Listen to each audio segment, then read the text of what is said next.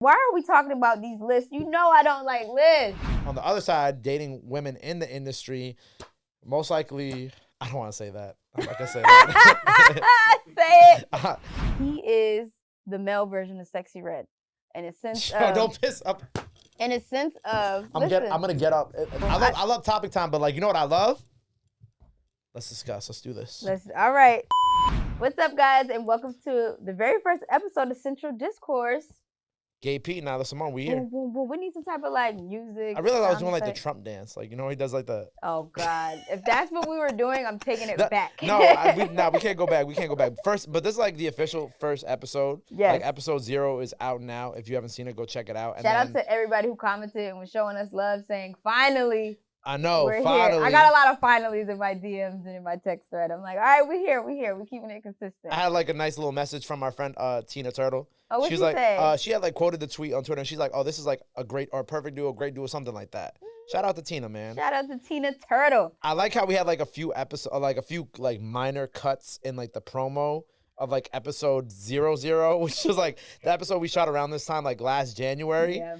And it was just like, I ain't gonna lie. They try to come for my girl in these clips. They tried. It's okay. It is what it is. I got like one message about the 3-week relationship clip. I like one. What did it say? It was like so this what we doing? And I was like. She said, what week are we on? And you said. I said, well, this is like week 6, so clearly you passed the threshold. Okay. And I was like, you know what I'm saying? Shout out to you, sis, because that's not common for Gabe, I'll tell you.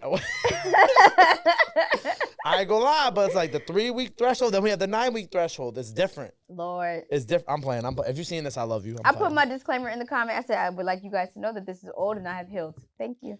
Have you? Anyway, keep going. That's good. New scars, but I'm healing. We here. But I feel like, you know, if this is like your first time ever hearing from like the two of us, like we kind of like got to break down a little bit, like for real, what this show kind of is. Because, I mean, it's like a lot of tangents too at the same time. It's a lot of tangents, but I mean, if you aren't familiar, I'm Nyla Symone. I'm a DJ, radio personality, podcaster. I've been in New York City 11 years. Me and Gabe actually met in college. We went to school together, and we both did college radio. We both had hip-hop shows. And from college to now, we have both made names for ourselves and built businesses surrounding, about, and for pushing forward hip-hop. Yep. Yeah. And you left out a couple parts. You left out, shout out Angie Martinez. You know what I'm saying? Yes. Shout out OG. Happy belated birthday. You know, if it weren't for Angie, neither of us would be here after she found us at our college radio station. You know what I'm saying? So we wouldn't have that. And yeah, that was beautiful. That was very well said. I don't think I could have said any. I was just trying to make it short and sweet because we could really be detailed about it. Right. But I've known this man for a very long time. I've known this man for a very long time. 10 years now. And we have came a very long way. Very long way. So, one of these days, I'm going to dig up the old pictures of our first days at iHeart. No. And I'm going to have it's really not Matt needed. Put it like right here. You know, it might actually be right here, right now. It might. I'm gonna see. Like, I might fuck around now that I have this battery in my back. I might fuck around and like actually go get the picture of us on our first day. Now I was in the picture like this. Yo, your favorite pastime is to blackmail me, because that bang picture that you guys tried to blackmail me with on the Amazon Music show was nuts. And you have the hoodie, and you better not wear that. You know what? Moving on. You saw my brain ticking. Right? I did. You had that fucking twinkle in your eye. Like, nah. I was like, yo. I was like, I forgot I have the hoodie at home. Please. One of these days, when you least expect it, I'll be there. All right. With the hoodie. So to help him forget that we ever had this conversation, let's talk about New Year's and old habits. What's in for you and what's out for you in 2025? Ooh. You go first on this one, because I'm bad. I'm bad with the new year, new me thing. Okay. In for me is boundaries. I like that. In for me is prioritizing myself. In for me is trusting my instinct. I like that. Yeah. I like that. I think like I guess like if we're saying like ends for me, I think a big thing for me is like saying no. Right? Which I kind of feel like aligns with some of the things that you said, like saying no, I think is a big thing. Because I feel like I'm a naturally like giving person, even is the nature of On the Radar. We help so many artists, right? I think that like for me, it's just like it's learning to be like, nah, bro, I'm not doing this, right? Like I don't want to do this, right? Also prioritizing myself. I think like over the break after we shot our last episode, like I took like it was 2 weeks. I was still working like not in the studio, but like from my laptop. And I think like a big thing for me that I found was like when I put the laptop down, like I felt like a certain level of peace. I Yes. spent more time like gaming with my friends. And then I also spent like time building Legos, which was mad funny, which is like super like peaceful. It is. My aunt got me the Pharrell Williams Lego set, the one with the rocket ship. Fire. So like building all these things was just like such. I would build them at like midnight, and I'd be building from like 12 to 4 a.m. And I'd be like, wow, this is like a level of peace I haven't attained in Therapeutic. in years. And I was like, okay, cool. So now I have a new addiction, Legos, right? Noted. We love that. Yeah, Okay. and then I'm trying to think like what else is in. I think what's in for me this year is like pushing like boundaries within myself and what I feel comfortable in doing. And also just like I think in general, like at the end of the episode, I'll kind of talk about like some things that OTR is doing that's like kind of out of my wheelhouse. But just I think pushing boundaries and learning to expand because like everything's starting to change now within our industry. And I think that like we were at the forefront of a lot of change when things were changing like 3, 4, 5 years ago. So now it's just like now we have to change again and adapt to the change, especially with me turning 29 this year and Nyla turning 23. Yes. Amen to that, brother. Now, out If you know, this you know. year, definitely out with people pleasing. Yeah. Out with looking for approval. Those are my two. Looking for approval. That's I feel that too. And it's not like I'm looking like, hey, what do you think? But I don't even ask niggas their opinions on anything that I'm doing. I just do what I want to do. Mm-hmm. And then I'll update you when I see you at tea time. At tea time, I like that. Like tea time like this. Mm-hmm. I think like kind of jumping in with that. Something for me is like I want to stop letting things like affect me, and like again, it's similar to that. It's like stop letting people's opinions, or stop letting people's thoughts or comments or concerns about me affect me. Like I think my friend he sent me something today about like on the radar, and I'll just read it real quick. And I was like, this is like literally the mantra that I wanted to have going into this new year, especially with the show. He said, that's why it's better that you are accessible. A lot of people in the comments saying yell at anybody up there, but that ain't it. Y'all just be understanding the importance of highlighting the culture in its entirety instead of being picky and choosy. And I was like, that's real, man. I'm like, that's exactly literally where my head is at all the time, and I'm glad that somebody recognized that and said that to me. So I'm like, I'm trying to just eliminate the negative stuff from being able to enter my space. And if it does enter my space, like Gary Vee said, he says that he's praised for the people who talk badly about him. I said, I'm going to pray for you. Like that. You like That's that, what right? we doing. I'm gonna pray Let's for you. add that little text message too, just so they can read it along with you. For sure. But okay, so new year, new list, the 21st century picks from Billboard and Rolling Stone. Now, I just would like to say I hate these lists. I hate every single list that comes out. Most lists that come out are like really bad. Like especially at the end of this year, there was a lot of bad lists that I saw, and I was like, they had a lot of things left off of it. Yeah. But this one, like, I'm not entirely mad at it though. There's a few things I'm mad at, but like, not all of it. The 21st century so far, that's just It's a lot. It's a lot to It's sit too much. and think about. But let me see. Out of this, they got Beyonce number 1, Mm-hmm. Radio Radiohead. number 2, Frank Ocean Blonde number 3, Mm. number 4, Outkast Stankonia. 6 is Taylor Swift Folklore. You know, yeah. No, 5 is Taylor Swift's Folklore. 6 is Kendrick Lamar's Good Kid, Mad City. 7 is SZA's SOS. 8 is Kanye's My Beautiful Dark Twisted Fantasy. 9 is Bad Bunny, Un Verano Sin Ti. And then The Strokes is This It is number 10. I have some opinions on this list. I'm going to go like briefly through like my opinions. I'm not mad at the Beyonce of it. I think Lemonade was a very important album. Do I think it was the most important album of the 21st century? I feel like I need some more time to marinate on that idea. I would say like, I think it influenced a lot, but I feel like My Beautiful Dark Twisted Fantasy might have influenced a lot more, in my opinion. Again, this isn't like me slandering anything. I'm just thinking about, I'm not sure the full criteria of what Rolling Stone was trying to do here. On like, was it just albums that they think slap, or is sales, or is it charts? Like, what is like, what are we talking influence? What? The next time y'all drop a list, can y'all also drop everybody who was involved in the room on putting this list together? So I know if I even Now I want to send my people to time. their crib. No, I don't need to know your address. I just need to see face, name, age. Because that'll tell me everything I need to know about how we got to this list. I do feel like if we're going to put SZA on here, I don't think it should be SZA's SOS. album, I feel like it should be Control. Right. Control Shawnee, was it the was one that 26. shifted culture. Control was what? Was that what? Control's at 29.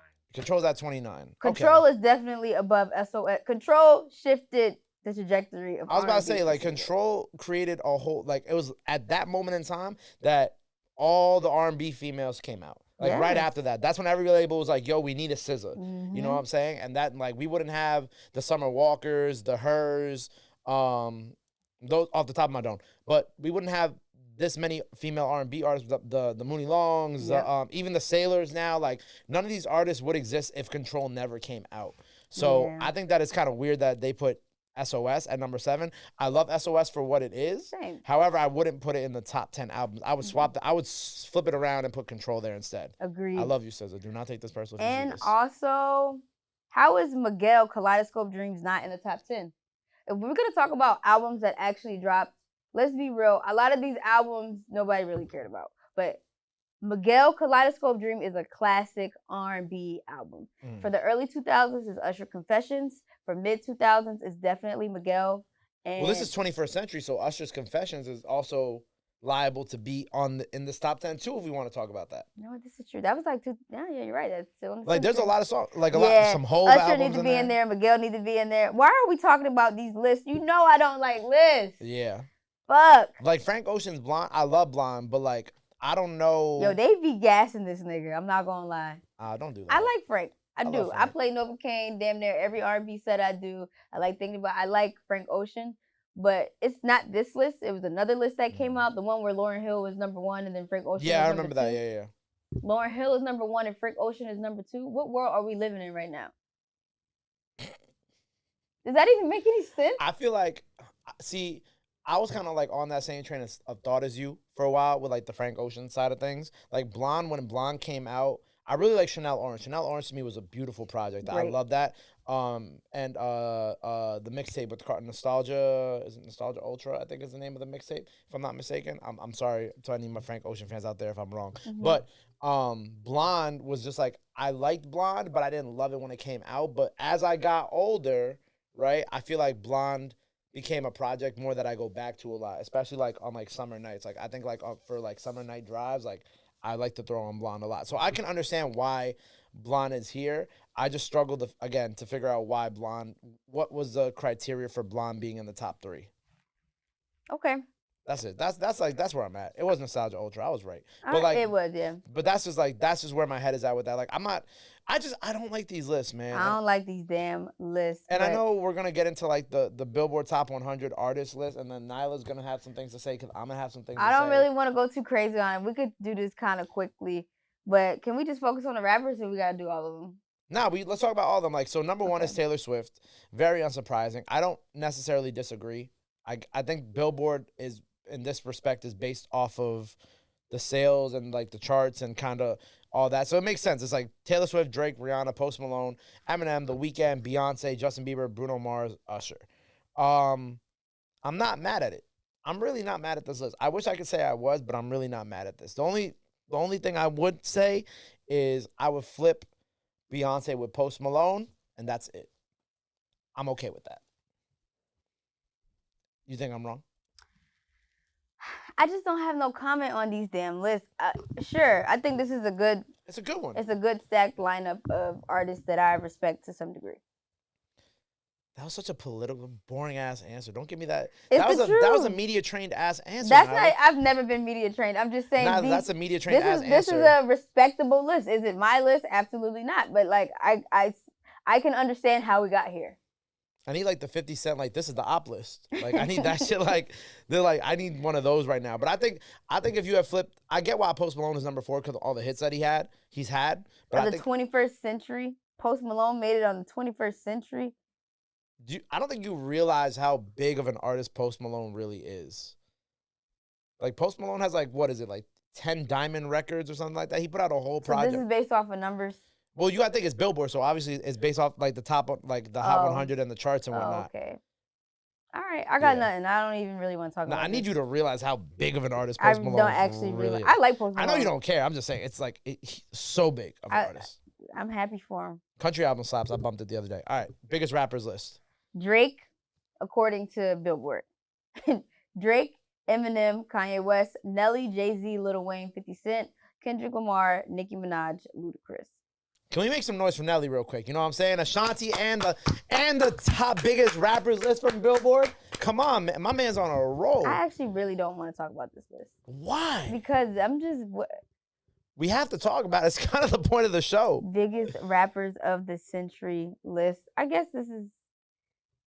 It makes sense. And again, it's Billboard, so it's in terms of the charts and all the metrics of that.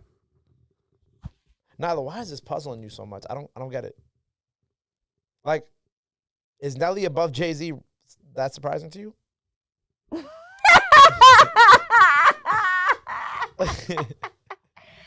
Absolutely. No, it's I think, but can I make the point for Nelly? Like, why I feel like Nelly is higher than Hove in this category? Not because I agree with it, but just because I'm thinking of it from like a logistical Because standpoint. Nelly did country music.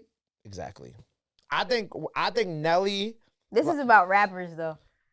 We should be focusing on rap. He was still kind of rapping when he was doing the country music. No, I'm bugging. Look, I'm just saying that like, if you're a rapper and you're partaking in country music, and that equates for your sales and the Billboard charts, why wouldn't you add it towards like the rap side of the? You get what I'm trying to say? Yeah, fine. Like, I think that Nelly doing the country music. I wonder if Ray J had anything to do with this. I'm screaming. Sean, you have any thoughts on this list? No, like really think about this. Think about this. Like think about this. Who was it that said that Ray J is like a catalyst in like everything that has happened in like the culture in the last like 20 years? Mm-hmm. I want somebody, like, if there's somebody out there can find out that like Ray J is somehow part of the reason with the Nelly and the country music. I don't know. I'm not giving him that one. I'm just saying. You have any thoughts on this list? Off of the Billboard list, no. I think it speaks volumes. I'm not totally surprised when I really ponder about it. Shout out to Nicki M, the only female on the top 10 at least of rappers of the century. But I think it makes sense. Numbers don't lie. I think it's interesting though to compare this list in comparison to the list given to us by Rolling Stone, because from this, even the top 10 artists in general, from 100 artists, mm-hmm. I think it's only Taylor Swift that made it into the top 10 from Rolling Stone. Right? And Beyonce. Yeah, of course. Beyonce. I can't forget Beyonce. The girlie. But that's no surprise. That's no surprise. Like, these are women who consistently do stadium tours for like the last like 5+ years. Yeah. So, like, shout out to all the artists who made it on the list. I just want to personal shout out. Shout out to my guy Tez. Shout out Tez, man. All 3 of your artists are on this list, so clearly, you're great at what you do. But I don't know. I'm really over these fucking lists personally. But you know what? It's just because I'm so passionate about it that I don't want nobody else telling me what I already know because I lived it. And honestly, Jay's, yeah. All right. You want to know why? That's because you're a smart consumer. You're a smart consumer. You actually use your critical brain. Critical thinking. You have something that a lot of people in America lack. Critical thinking skills. Yo, we need to bring that back in with critical thinking in 2025, and we're gonna be doing that here on the show. You're welcome. Yeah, this whole show is just by like 3 people who are like overly critical thinkers of every single thing that they do. Yeah. Like, we're laced. We are laced. There was a comment I wanted to make about Jay-Z. What was it? And his place on the list. I mean, he's 5. He's still top 5 on it. I know. I can't remember my comment. Don't come into this New York household and try to move bro lower. No, of course not. Okay. I'm gonna be moving him higher, but I can't remember what it was. So, all right. Next topic. 2025 is off to a major start for SZA following her record-breaking success with SOS. Deluxe Lana. She's gearing up for her acting debut alongside Keke Palmer in One of Them Days, while also preparing for a joint tour with Kendrick Lamar. And as if that wasn't enough, thanks to the recent Deluxe, SOS is just 10 weeks away from surpassing Michael Jackson's Thriller as the longest-running top 10 album by a Black artist in Billboard 200 history. Is 2025 the year of SZA? Shout out SZA, man. Yeah, shout out to SZA. So, what are your thoughts on SZA? Do you think there's What are my thoughts on SZA? Okay, first of all, you know what? Keep it PG. Is there a limit for It's how not a long an PG artist show. can make a deluxe album? I know your thoughts on it. I personally don't think so. I think, well, one, there's a couple reasons why artists do deluxe albums. You could have for like the artistic reason, for the sales reason, or for the label reason, right? The artistic reason is that you actually have like all these songs already done and you really wanted to put them out as a separate album, but maybe you're like, you know what, fuck, I'm gonna do a deluxe like a week later, right? Then you have the label reason, which I think the perfect example of this was when Migos did Culture 3, the same time that Polo G put out Hall of Fame. And we all know, like, if you were really into, like, hip-hop at that time, especially that side of rap, Polo G's Hall of Fame was, like, he had Pop on it, he had Nicki on it, he had, I think, was Vaughn on it, too? There was a lot of features on it, and it was just kind of, like, already anticipated to be, like, a breakout album for Polo G, which it was. And when it came out the same week as the Migos' Culture 3. And then if you remember, I think it was like Sunday or Monday, Migos dropped the deluxe of Culture 3, just kind of like as like a surprise. Everybody's like, and they're like, surprise, deluxe of Culture 3. But if you know, you know. Like the whole reason they did that was to get more streams to up it on Hall of Fame, which I don't believe that they ever even did to begin with. I don't think they even beat Polo G. So that's like the label reason behind things. Now with SZA, I feel like looking at like kind of the whole like SZA's journey in these last 2 years, I actually feel like that this was like intentional. I don't think that this was like a project put out just to get out of her label deal, which has kind of been like a point of conversation, especially these last couple weeks. I think that she actually put this out with the best of intentions. But I know like a lot of her fans be like iffy about these things because she does say things and then they don't always come to fruition. Like I think she had said that the deluxe was coming on the stream that she did with Kai Cenat for the Mafia-thon, but they were like, she's lying. So I'm happy that the promise was kept, right? This actually came out. Of course. 2, the deluxe is dope. I love the deluxe. I fuck with it very heavy. And I don't know. I'm happy for it. I don't think that there's a timeline on deluxe. I feel like if you do it right, I get it. And it was called like a completely different album anyway. It was called Lana. But that's my thing. You gave it a completely different name, a completely different cover art, and you gave me over 6 songs. That's a whole new album. We'll put 15. That's what I'm saying. Over 15 Well, records. Put it this way. If like, let's say like as from an artistic perspective, if you were already kind of like mapping out like what your next era of your career is going to be, and you still have all this music that you want to put it on SoundCloud. Put it on SoundCloud and then give me a care package like Drake did years later and then have it on DSPs. That's just for me personally, but I'll say this. Once I get accustomed to listening to something and the way I listen to it, that's just how I want to hear it. You know, it's already been ingrained in my mind for the past year and a half that this is SOS. Now I look at it, I don't even know what this album is anymore. Now I'm lost in the thought because I don't know. It's something with how my brain is wired that this is too much for me. And it's almost like. But is the original SOS album still there on streaming? Yes. So just listen to that if you want to just listen to SOS. I am. Okay. And I'm just listening to that. Okay, like I don't even want to see what this whole new rebirth thing is. If something pops off and it sticks, great, I'll find it. It'll find me. But I don't have a problem with artists expressing themselves. I prefer it, but I think make it easy and palatable for me. Like I hate it when Chris Brown was doing these 60-song projects. I love Chris Brown. That's different though. No, it's not different. Don't overwhelm me. She's not overwhelming. Literally, Nyla, what you literally can do, you can take your phone, right? That's what I do. That's what I do. You could take your phone. You could go to the album. Where is it? It's in here somewhere for me. You could go to Lana, right? And you could just delete where SOS starts. Why I gotta do all that? You could just delete. She really could have just gave us new cover art. That's all I'm saying. You gave us new cover art, new name, same project plus a whole new project all on one. It's just giving confusion. I ain't gonna lie. I will say that there are some artists who do just put out the deluxe and it's just the 10 new songs and they don't have the old one. Shout out my bro, Vontae. Happy belated. Like he put out small on a smaller scale, but like I believe that there are still artists that just put out the deluxe and it'll just be those songs and they won't have the whole past project still on it. Like they still do that. But also, Nyla, you gotta realize Manyan. Look, I feel like streaming numbers. I'm about to say, I feel like because we're in the streaming era, everybody just focuses on volume. And because of that, like I miss like a short, sweet, to the point. Like, and if that's the case, then SZA drop a mixtape. You know what I'm saying? I'll listen to the tape. Well, she did say she's about to drop, what is it? Kids music? Kid, yeah. She says she's about to drop kids music to get out of her deal. What was he? Do you remember the exact quote, Sean? I'll circle back with that, and He's like, nah, I don't got I'll that. circle back with that in about 3 years then. But since we're speaking of kids, congratulations to my girls, Coyle Ray and Yep, Dream big Doll, congrats. who both announced that they are expecting their first child. So Coy shared a photo with, of course, Trippie Redd. And then Dream Doll also made her announcement solo, sparking online speculation and a backlash about who the father might be. They thought it was the soccer player, Yeah. blah, blah, blah, blah, blah. Y'all know I don't do gossip, so that got nothing to do with me. But I will say I'm just very happy for both of them because I've literally watched both of them, yeah. like, grow into the women that they are today. So it's really cool to see. Shout out Coy, man. I also want to give like a shout out to Coy on a completely separate note, because also she got Forbes 30 under 30 this year, which I feel like she didn't even get to talk about.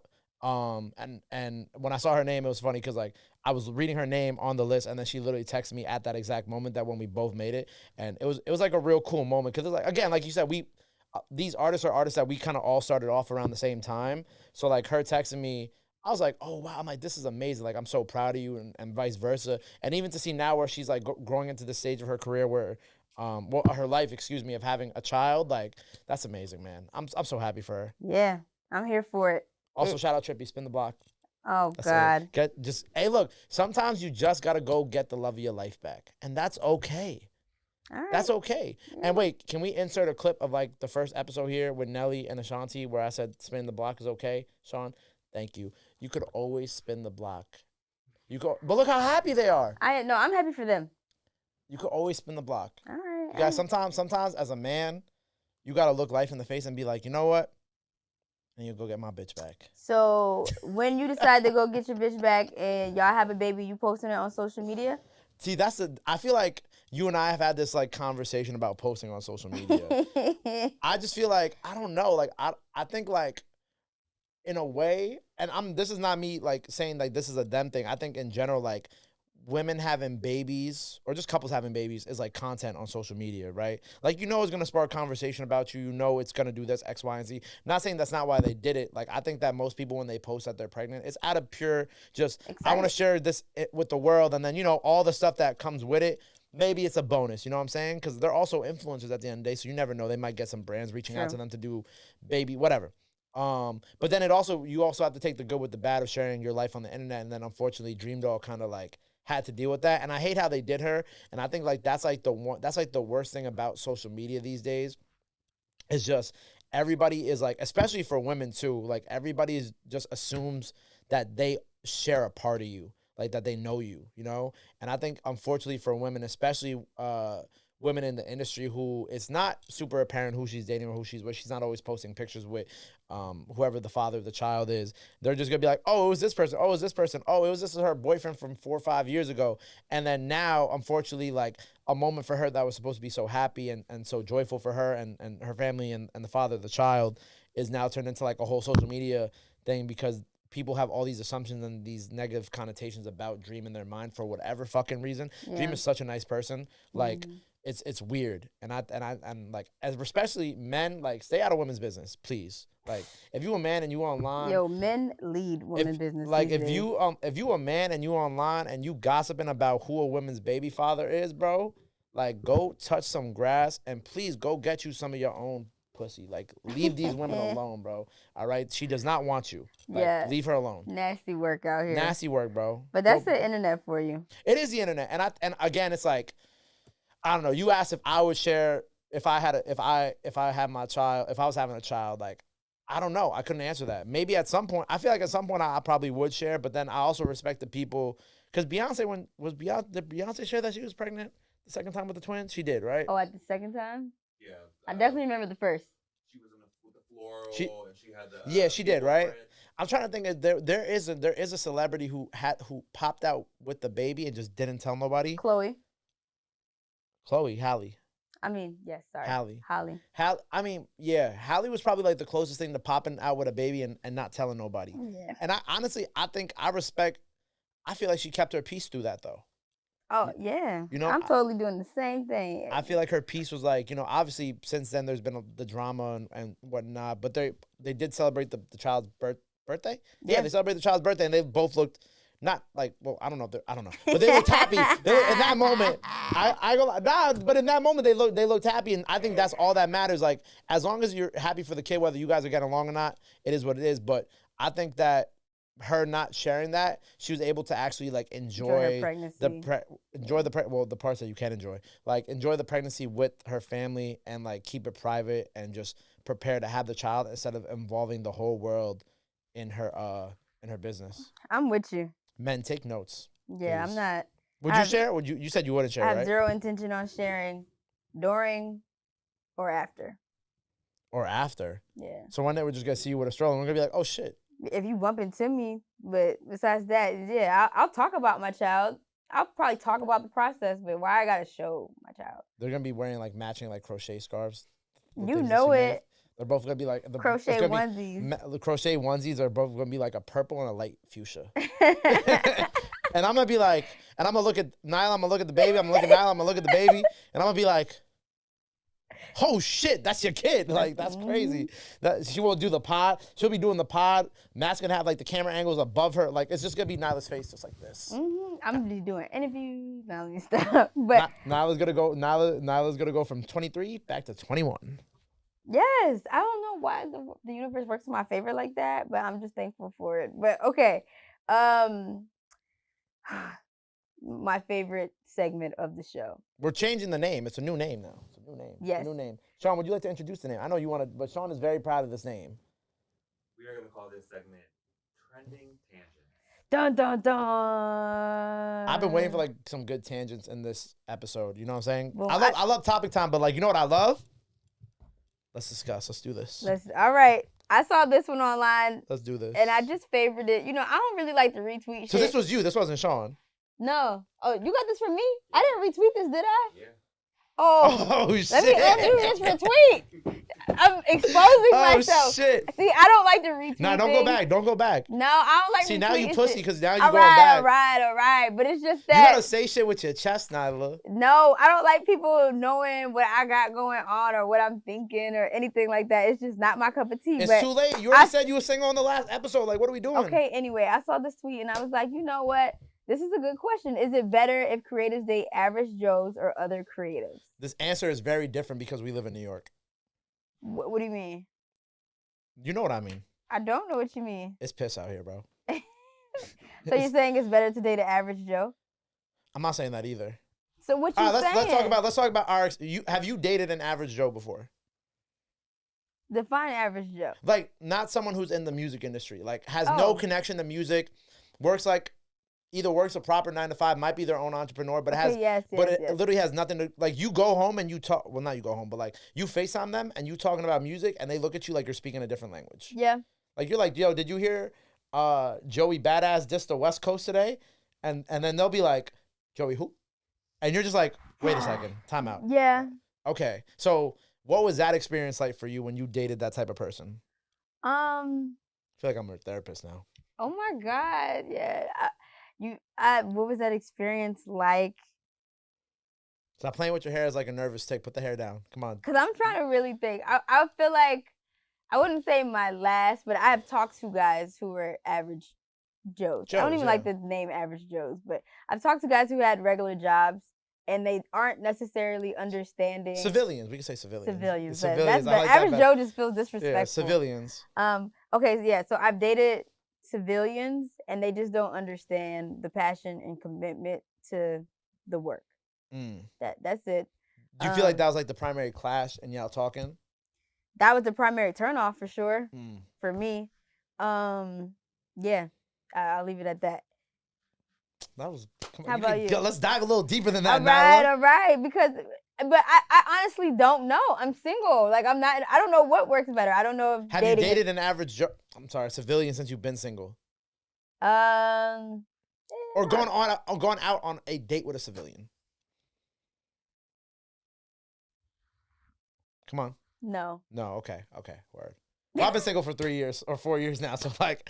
He said I got plenty. I got plenty of stories. All right, and are you preferring civilians or do you prefer creatives? I don't even think I don't know. Like, I don't have like a preference. I think that when I've dated like women who are civilians, at first it's like refreshing because it's like, oh, You're not involved. you're not involved in anything. I talk about my problems. I talk about some drama I got into, some drama an artist of mine caused. They be like, huh?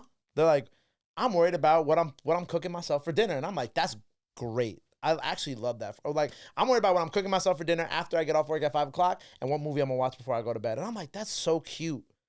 I love that for you. Simple. It's simple, Yeah. right? And then I get to like week 4, right?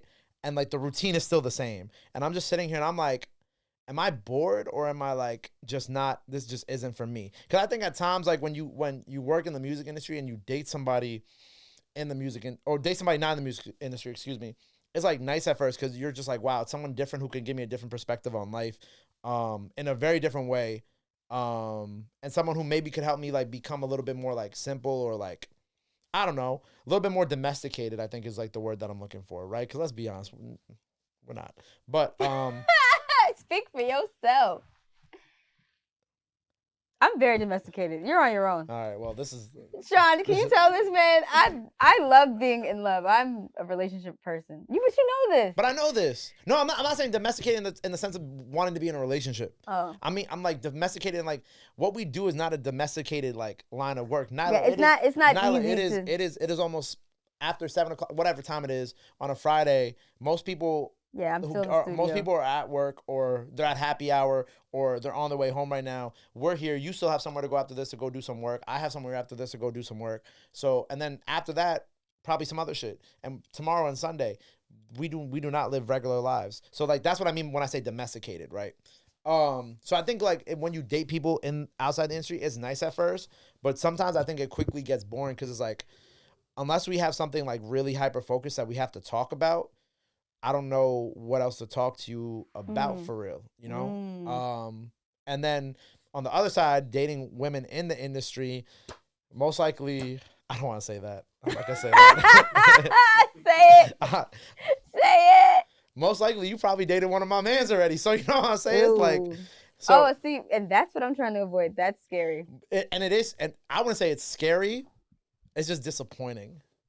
Right? Because certain women in the music industry is just like, you go on a date with them and you're like, oh, you have fun, you had a good time, da da da da, and then you're just like, you know, I need to find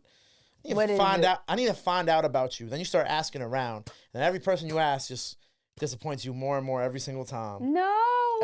And then you're just like, you know what? This ain't for me. Because I feel like I'm like you in the way, or we're very similar in the way where it's like, I don't want you if like my man's already had you. Yeah. You know what I'm saying? Like I don't like that. Like if it was like 6-7 years ago and you were like 18, 19, that's cool. I don't care. That was so long ago. Like 6 months? But like yo, you tell me my man hit 6 months ago? Nah, I don't think there's anything wrong with that, by the way. I think we're aligned in that. I'm not. Yeah. I thought you say when my man hit it 6 months ago, me. No. I mean, like, I agree with you. Yeah. So I think like that's the tough part about it is and I think that's just, it's also not, I'm not blaming women in that respect either. Cause again, the women in the music industry probably are dealing with the same thing that I'm dealing with. Bro, it's hard to date. It's hard to date outside the music industry. Yes. So like, I don't ever blame women for that. It's just at the same time, I can't be like, I wouldn't be mad if a woman had the same outlook as me. Like, oh, he dated like 2 of my friends already. I don't want to fuck with him. I'd be like, you know what? Like, if you work at a label and I do OTR and you say this to me, I'd be like, you know what? I get it. Like, I can't be mad at you because I would have the same type of feelings about you being with my mans. So I don't know. If you had to pick one, creative or regular, what are you going with? Creative, because it's just more fun. Okay, yeah, I agree. I'm going with creative as well. I think what it is like you gotta like venture. You gotta find creatives that aren't within the music industry. If you're in the music industry, like a creative in another field. Yeah. Like whether it be like fashion or I'm trying to think like what else. Like even in some respects, like some business marketing people are like very much like creatives. Like I dated someone who she did like business marketing for like a clothing brand. So it's kind of like she was in business and she was in fashion, and she was really cool. It just didn't work out, and that's like my cup of tea. But as long as like I think it works better to date someone who's a creative because like our hours are so wacky that is like sometimes you have to understand that I ain't gonna get home till midnight, and you fake gotta just be okay with that for real. Yeah. And vice versa, and like it's like sometimes I might be away like.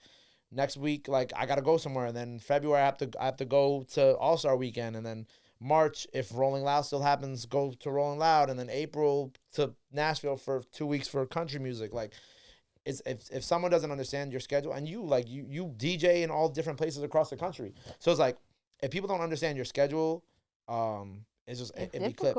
And most people who aren't in the industry won't understand your schedule. Yeah, but it's funny because you could date somebody in the industry and they be jealous of what you got going on, and then you could date somebody outside of the industry and they still be jealous of what you got going on. Like just emotion, you know? Yeah. Because like somebody outside the industry will see you, like, let's say hypothetically, you and I were talking about doing a party at Dreamville Fest, right? You know, that's something that we're actively talking about trying to make happen. Like, let's say we throw this party at Dreamville Fest, and let's say like a lot of our rap friends come, right? And then it's just like, and let's say we both have significant others at the time, just spitballing, right? And they're not there with us for whatever reason, right? But they see us on our story with all of our rap friends and, you know, all of our people, da-da-da-da-da. Maybe they see some girls shaking ass in the back of the story that I'm not even near. It's going to be a problem. He said, I ain't even near. I ain't even near. Yeah, they must be attacking your ass. That is hilarious. And if I am, I'm admiring from a distance. Oh my God. You know, but like I think overall, like it's just better because also our minds are so wired different than like the average civilian, you know? Yeah. And I don't think that and I think sometimes it's hard just to like express that to another person and be like, oh, hey, this is how my mind is wired and this is why. Yeah, this is where I'm at with it. Yeah, so I think that's really like the hardest part. I can't believe this Negro pulled my tweet. I'm so mad I retweeted that. I have to undo that retweet. But okay. Good job, Sean. I'm so proud of you for that. The next one is this one is from me. Okay, go ahead. I like this one. I didn't retweet. I haven't been retweeting a lot, but I've been liking and stuff, and I'll just send it to Sean. Shout out Ian. This is Ian Schwartzman. If you don't know Ian, manager to Joe Budden, does all things Joe Budden Pod. Anyway, so on and so forth. But I feel like this is something that I've been saying for years, and I think you even know I've been saying this for years, because I probably was saying this last year when we were doing Rotation Roundtable, but he said, fans want lyricism until they realize it doesn't have replay value.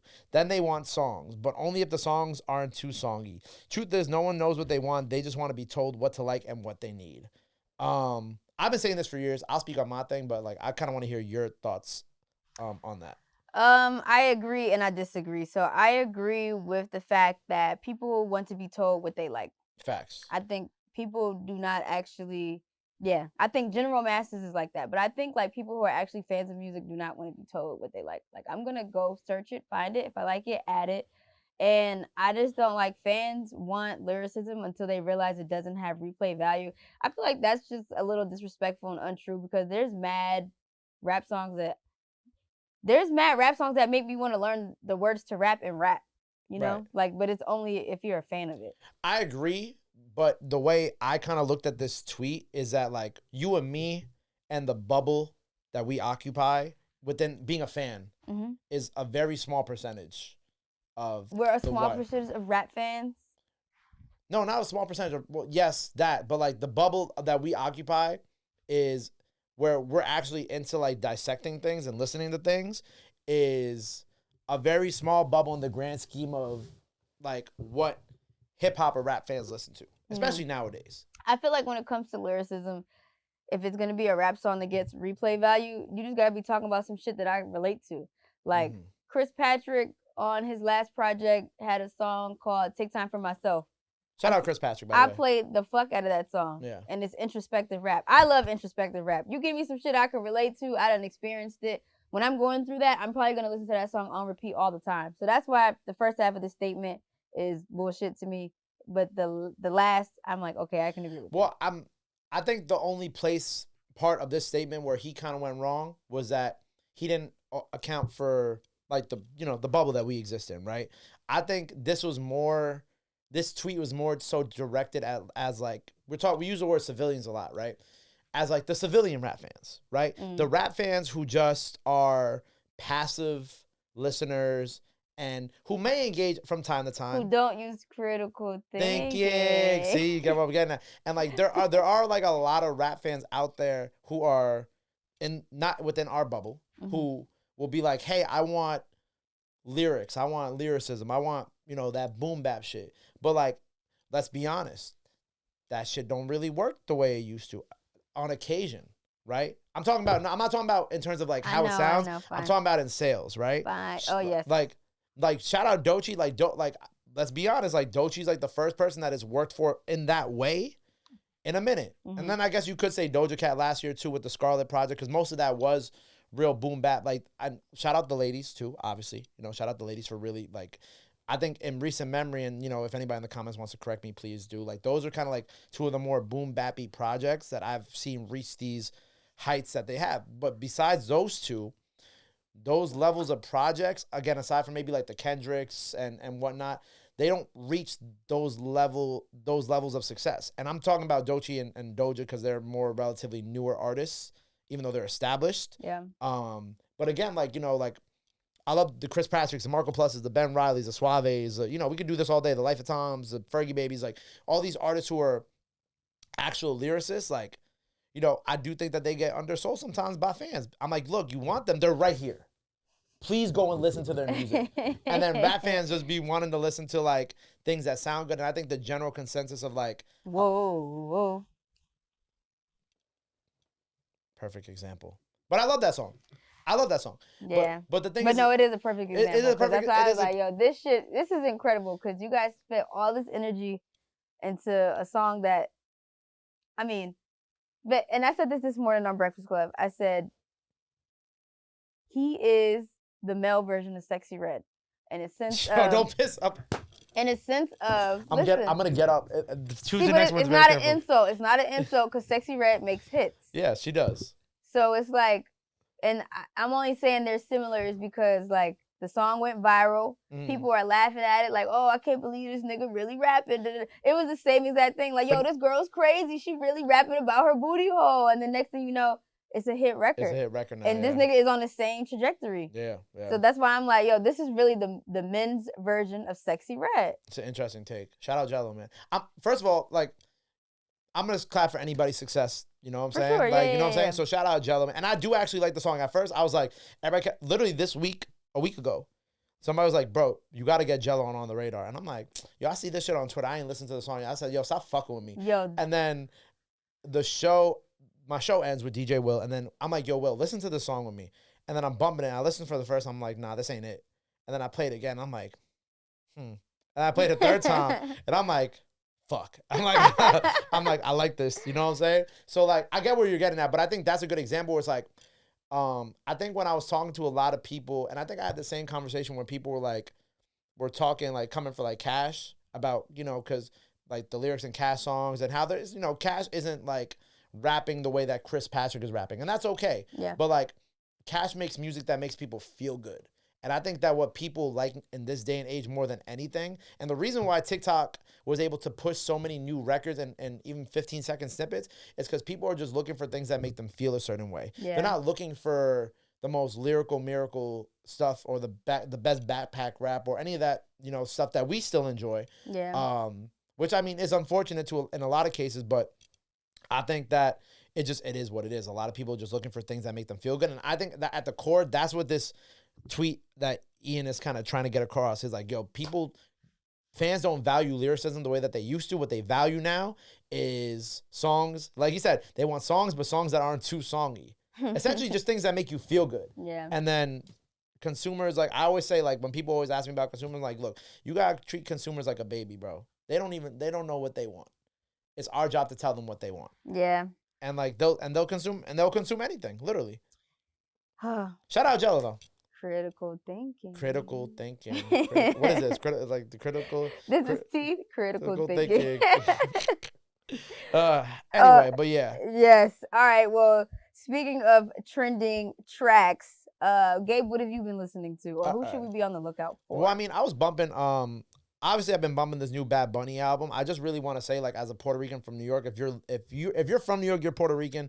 Like, you have to listen to this album. Like, Nueva York is like the epitome of like being New York and Puerto Rican. Now you're looking at me like I'm talking. What was that? I thought the name of the album was something else. No, I'm talking about the song on the album. Oh. Yeah. Like the first song on the album is like an ode to like the Puerto Rican what's the word I'm looking for?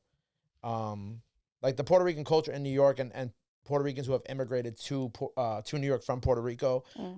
And he touches on so many. It's a sample of like a salsa song that my abuela used to listen to. So when the album came out, I actually played the album and the first song specifically in my house for my mom and my abuela.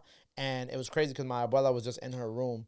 And like as the song came on and like the sample kicked in, you heard her start singing and start walking out her room.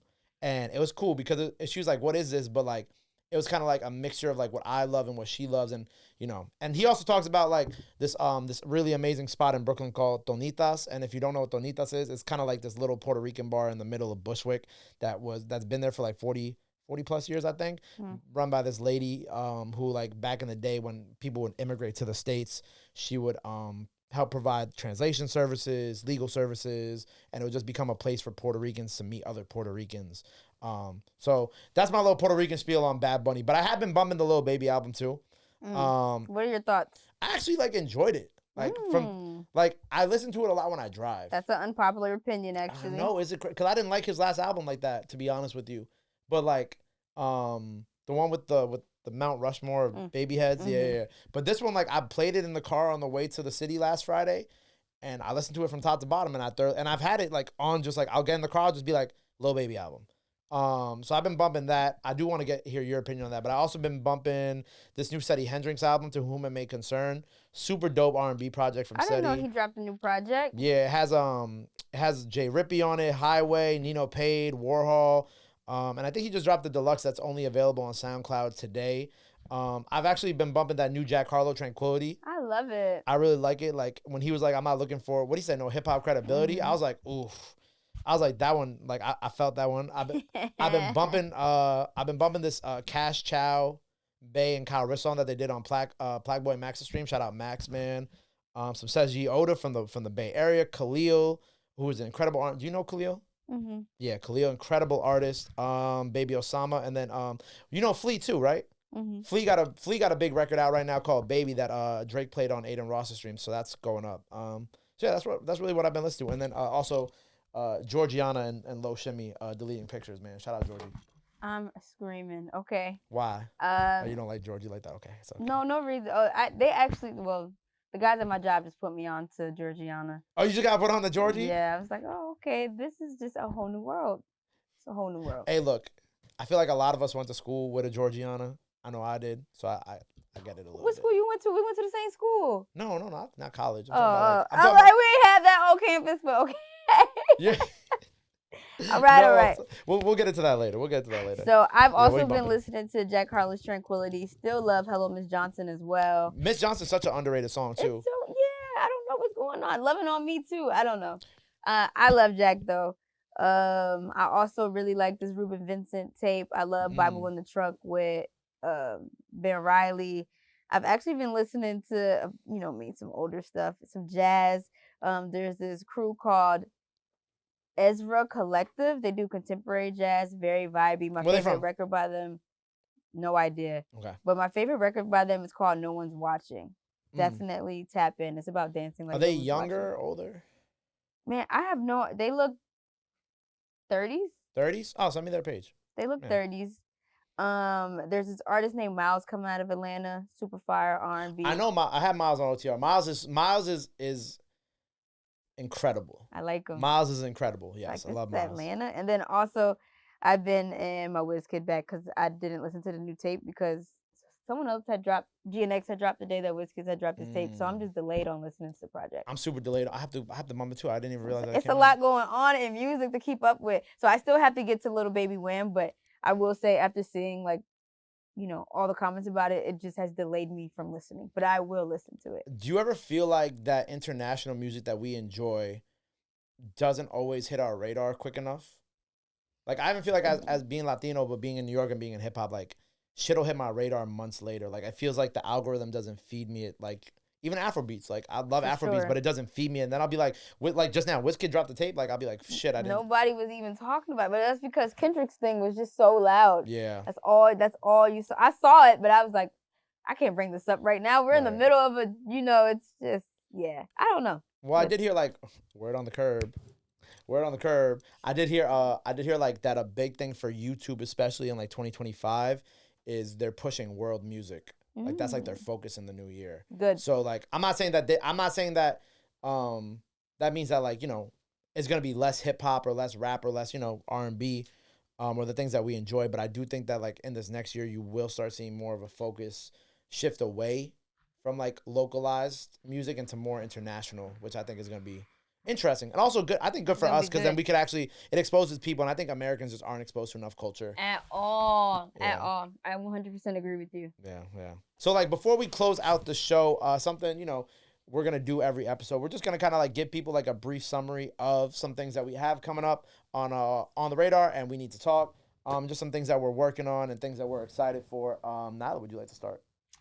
Sure, I am definitely. Well, first of all, my Paul Wall interview did really well. I was excited about Congratulations. it. I love GOAT talk. I love talking to the legends. Thank you.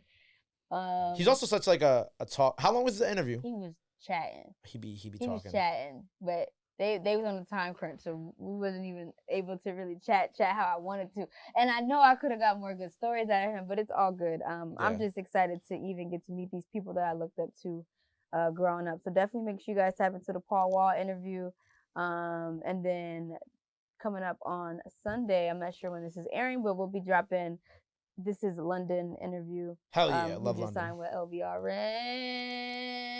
Oh, my we got a baby. Oh my God. Hopefully the a quiet cutest baby. All right, so let me chill before Nyla's this. baby fever start acting up. And up. then it's already activated, okay? Okay. And then definitely Certified Vibe. We have our next show, so save the date for January 24th. Where is it at? Save the date. Oh, save the date. Okay. It's in Brooklyn. It's in Brooklyn. Okay, you can tell me after. OTR. So probably by the time this airs, we would have announced it, but like we're finally announcing that we're going. I heard that. Heard your stomach. We're finally announcing that we're taking On the Radar International for the first time ever. In this case, not bringing people to New York to do On the Radar from different countries, but actually going. So On the Radar, starting, I'm not going to tell y'all when because I don't want y'all to know exactly. But this month, we're going to be in Brazil for, I think, 11, 12 days. In Rio and Sao Paulo, shooting freestyles. I think we're going to shoot like 40 to 50 artists. And we're also partnering up with Olympus Projects and Two Loss, which is super exciting to put all these records out on streaming. Fire. And I think this is a big step for me, because I've been, you know, aside from being, you know, like Latino and like just, you know, loving the culture within, you know, Latin America and South America, like I think always the vision for On the Radar was, you know, beyond just America and wanted to expand into other things. And I think Brazil right now with the Brazilian funk beats, and that's kind of starting to get included into everything. You know, we both love Sad Boy. Sad Boy blew up off of doing Brazilian funk beats. Cash on the song I just mentioned that he did on Max's stream included Brazilian funk beats. So I start to see these little things happening, and I'm like, all right, we got to jump on this while it's hot.